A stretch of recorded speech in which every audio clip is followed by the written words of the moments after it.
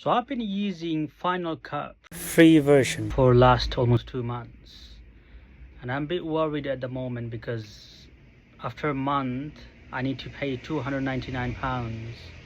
Otherwise the Final Cut Pro gonna stop working. But today I found out a great way to avoid paying for Final Cut Pro, and I can use Final Cut Pro free version for lifetime.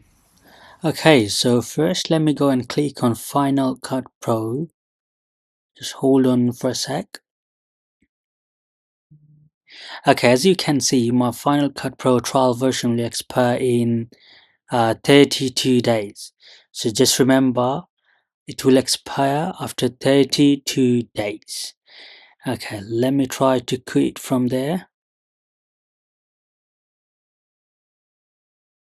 So it's not working. Let me try again. Okay, it doesn't matter. That's alright. So now let me go and click on System Setting. So once you go to System Setting, you need to go to Date and Time and turn off automatic setting of time and date. You need to turn it off, and then go to date setting and change the date. Go backward, like I'm going, today is 31st of August, sorry, October. I'm going to 1st of October.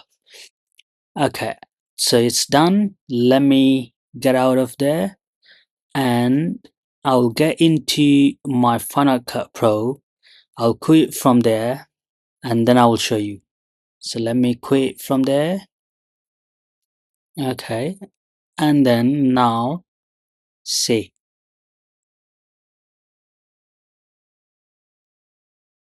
Ooh, yes. So my Final Cut Pro will expire in 62 days. Remember, it was 32, but since I have changed backward, I went back to 1 month.